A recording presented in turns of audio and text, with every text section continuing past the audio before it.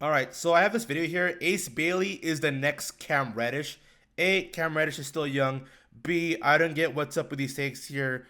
Just identifying who Ace Bailey is going to be at the age of 18 years old. Can you imagine that, by the way? We're in a weird position now where we have grown men identifying, like, basically people who just became teenagers. No, he's 18. He still is a teenager practically.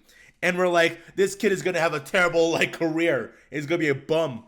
Like, what is going on here? And to use that as your thumbnail, even if that's not even exactly your opinion here, actually, is like incredibly just out there and weird, in my opinion here.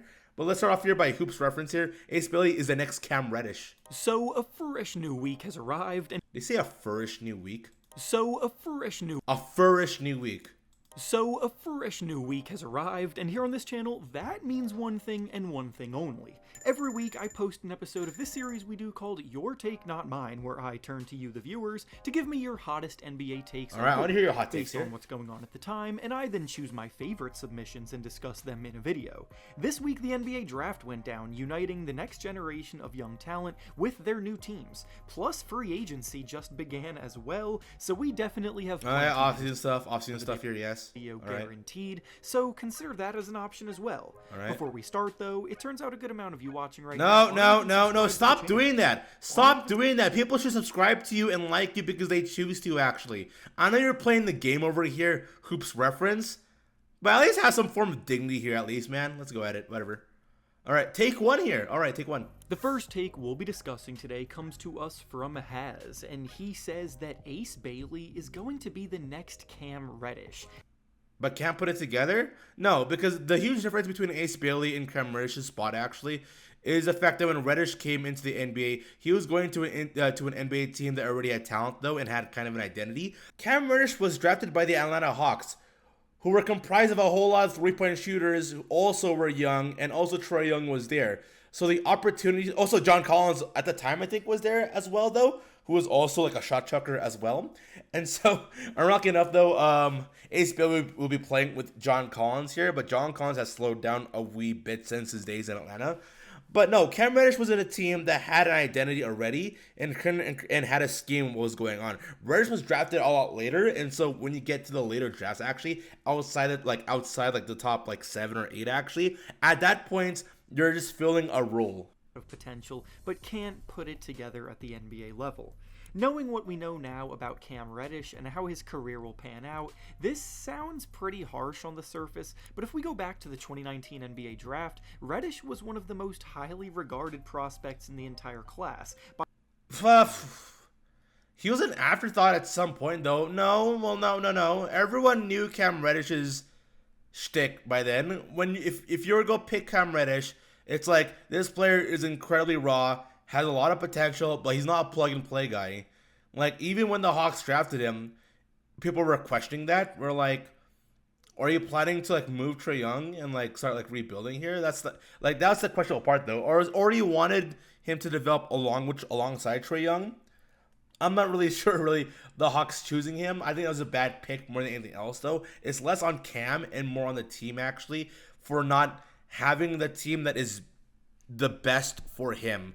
And I think Hawks should have chosen a better plug and play player who could help the Hawks immediately instead of like, this guy's going to be good in 4 years. By a lot of people. He went to Duke as a top 3 recruit in his high school class to play alongside Zion Williamson and RJ Barrett. All of his peers in that class of 2019 spoke highly of him, with Anthony Edwards, for example, saying that Reddish No was one's one not of the going to deny that best Cam Reddish's not a scorers talented he's ever player. played Everyone knows against, he's talented. and that natural bucket-getting mindset was supposed to be a big-time weapon as a pro. But the mental side of the game ended up being a huge reason why Reddish has not panned out, and if you see where I'm going with this, then you'll realize there are definitely some similarities between him and Ace Bailey. Oh, no, so I know he's going to reference the fact that both of them have mental immaturity, right? Because they're both like young. Talented enough for NBA teams to justify making him a lead option on offense. For him to maximize his career, he was going to need to lock in on defense, utilize his offensive strengths more off the ball, and start doing the little things that get coaches to trust you. And These are all just like general phrases that can be applied to any player here. career, he was going to need to lock in on defense, utilize his offensive strengths more off the ball, and start doing the little things that get coaches to trust. No, so okay. Like I hate this thing, by the way. I hate the fact that every player who is like between the size of like 6'6" to 6'9" has to be this like weird like 3 and D player. When that's not their case, actually. I hate that stereotyping because Cam Reddish was a lot more than that. He was never a good defender. Like, he never was. And, like, do the little things? He was never a guy who did the little things, actually. What are you implying here? To maximize his career, he was going to need to lock in on defense, utilize his offensive strengths more. Utilize his offensive strengths, actually, was the fact that the guy was a proper bucket, but you can't be a proper bucket when the team doesn't base its offense around you because they got other players who are a lot more better than you. You have to like, no, I don't get this. So like, is Hoop's reference here just saying like this guy should have been a better role player? If he was a better role player, then maybe he would do better in the league. Like that's what you're basically saying over here, right? Off the ball and start doing the little things that get coaches to trust you. Like what little things though? Even when Reddish was drafted, he was already perceived as trade bait. So like, I don't get it. Like, you can't expect a player to do good when the team expects you to be a plug-and-play player when you're not a plug-and-play player. And this is during like the late 2010s, where once again, teams and basketball like players and heads, we're just obsessed with the 3 and D players for some strange reason. And I'm not sure why that is. And that part of his game just never clicked with him. Because it was never part of his game. It didn't help that his three-point shot wasn't quite efficient enough to truly become a threatening 3 and D guy. Yeah, there it is actually. That's a thing. You're attaching 3 and D stigmas to players who don't play 3 and D. Like, what's this dumb nonsense here, actually? As a career 32% shooter from deep. Like, for like NBA 2K has so many archetypes, yet everybody has like 3 and D, pure playmaker, shooter. Now likely being forced to sign a minimum contract just to stick around. Ace Bailey's game is very similar in that he is a score-first player by nature who has a natural ability to make tough shots look easy, and when he gets the ball, he pretty much always looks for a way to get a shot off, but he hasn't shown nearly enough willingness to adjust to other parts of his game. He rarely passes the ball, I'm saying this right now actually as somebody like struggles to... I'm saying this right now actually as somebody who's like gone to his games here. There are moments, like as of right now actually, there is an emphasis of him attempting to be a very like pass first each time player. The guy is fully incapable of aware that the stigma behind him though is that he's a black hole in offense, right? Which at times though he is actually then. But like if you like watch a summer league game actually, you would recognize that this guy here is somebody who is willing to make changes. Also, he's 18 years old here, and also he's growing alongside other players who are only about 3 years older than him. Also, he's playing against a guy like Walter Clayton Jr., by the way, who is a pass first point guard who is a rookie alongside him. So, like, this team will do well, really. It really is. Also, like, this is one of those scenarios, actually, where the Utah Jazz clearly wants him to be an ISO scorer. It really is. Sensabaugh is, like, clearly, like, their best young ISO scorer on that team. And he really isn't meant to. And I think the team would be perfectly fine if Bailey becomes that player, because I don't think that, you know what, they're gonna try to slowly develop Bailey here. I think Bailey's he's gonna have a very raw year in his first year, admittedly, but the opportunities will be there. I think he'll have more opportunities with the Jazz than Reddish did in the Hawks. Create separation off the dribble, and he was only a mediocre three-point shooter in college, so in the NBA, if he's coming in expecting to be the star of the show, he may get humbled quickly. Oh, you know, he's been humbled whatsoever if he's definitely been humbled already, and there's a great like learning and I by process. no means expect him to flop nearly as hard as Cam Reddish did, but in order for him to actually that's a be goaltend, an right? impactful scorer, he's going to need to work on the mental side of the game and improve his overall poor shot selection. Yeah, it takes a village to raise a kid. decision I think making. Utah has that down. The next take we'll be discussing today comes to us from Jay, and he says that the Orlando Magic will never be able to make a deep playoff run with both Paolo Banchero and Franz Wagner because neither are good shooters, and because of that, one should be traded. Franz Wagner and Paolo are players who especially Paolo does this a lot actually, where he's somebody who like he gets an A out of A, he gets an A, like a perfect 10 out of 10 in terms of like the eye test.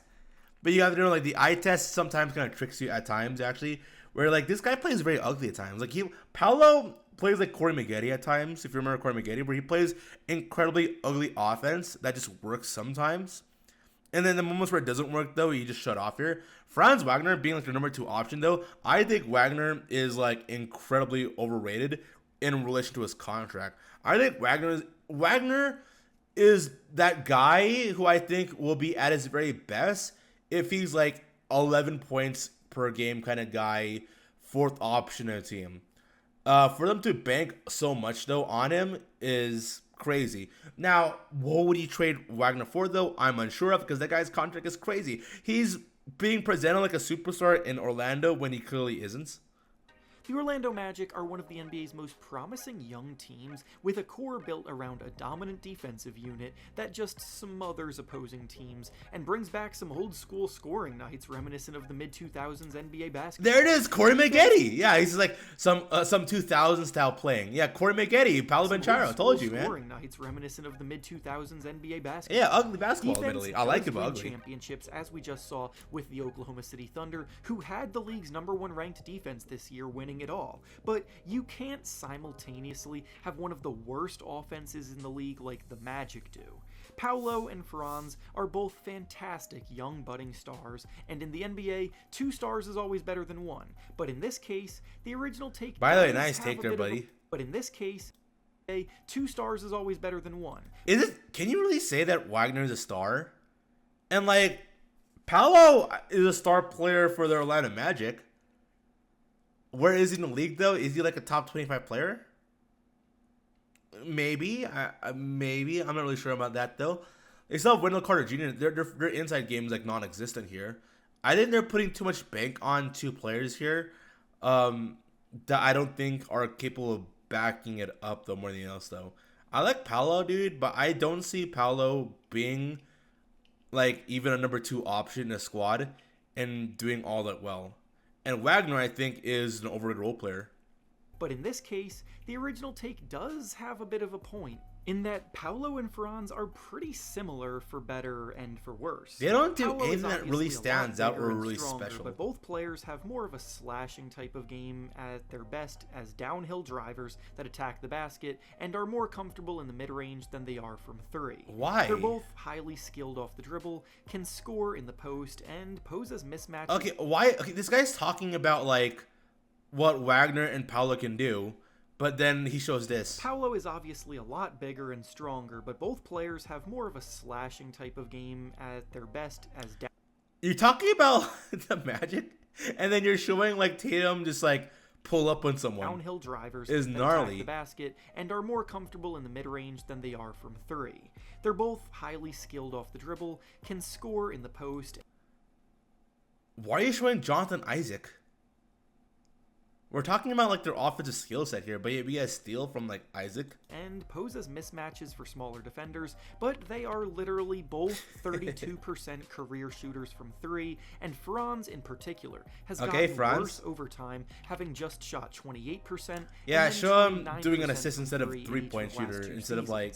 The cold hard truth is that it is very hard to have a highly powered offense if your 2 best scorers actively hurt your team's spacing. I need to see. You need to show me that. In 3-point shooting this season, and it's not a coincidence why. I'm not trying to pin all of their problems on Paolo and Franz partnership, because in general, most of their team's rotation lacks 3-point shooting as well, and the fact that the team doesn't have a real the team has overspent a lot of money, and Wendell Carter Jr. I think is meant to be the 3rd option in the squad. But it ain't gonna happen, dude.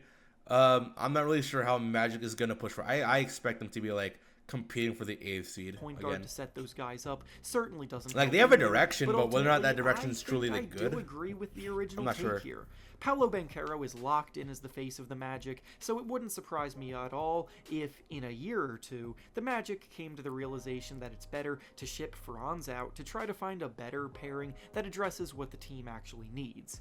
Having just acquired Desmond Bane definitely helps too, as he's a lights-out shooter, 20-point per game score, and his shooting will definitely give them a nice boost, but with how valuable Franz is, being in the prime of his career, they could probably find an incredible return for him on the open market. Yeah, but like, who would want Franz Wagner though? That's the thing though I'm questioning about. Because Bane could take over Wagner's spot here. And finally, the last take we'll be discussing today comes to us from Evan. Oh, that's just someone being a full-on hater there, actually. Cooper Flag, I think, is one of the more guaranteed spots, I think. I think this is somebody who's rage baiting here. He doesn't think Cooper Flag will he is, like, NBA ready. Won't be an all-star player that most expect him to be.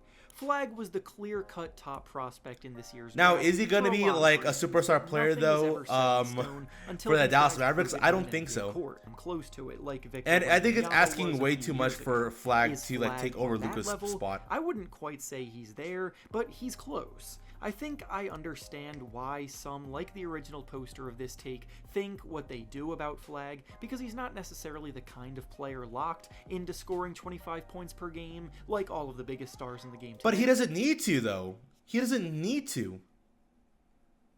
The guy can average 18 or 20 points as a rookie, which already is asking a lot, actually, and the team can still be in a good position to be a top seed in the West. But there are more ways to becoming an all-star than just that. I see Flag as a future all-star in the similar way that Jalen Williams of the Oklahoma City Thunder was an all-star this year. Williams isn't necessarily someone that would thrive as a number one option on offense, no, I say but he's Jalen an Williams elite could. number two who provides incredible versatility on both ends of the floor, is one of the best defenders in the league, and Matt, I don't think Cooper Flag will be like an NBA efficiently superstar at converts all when in the next like come to him. 3 years, Williams honestly. put up 22 points I don't per see game it though, this just year, because he's while playing with making such a the stacked all-defense team of like and that's the kind of offensive production scores. I think Flag can realistically hit. Flag is an unbelievable competitor on the defensive end who has a nose for generating turnovers, swiping passes, Nose for generating snagging turnovers is a wild line, deflections, actually. and blocking shots as the help. But man Cooper in the Flag paint, is a and in perfect, transition, plug-and-play he is a player, force to be actually. reckoned with. His You handle could slot is him in almost useful any enough to role, get actually, into and the he'll paint, thrive, and which he is the finishes best part strong about through him. contact around the rim. Plus, he spaces the floor well as a spot-up shooter, hitting 39% of his threes in college this year. And even though he may not be an elite creator as a scoring talent, he's good enough to keep defenses on their toes. Yeah, like elite creator. What's good is rookies here. I think elite though, I'm not really sure, but I think he's gonna be a great. Like I can see this guy at some point average like 25, 8, and 7.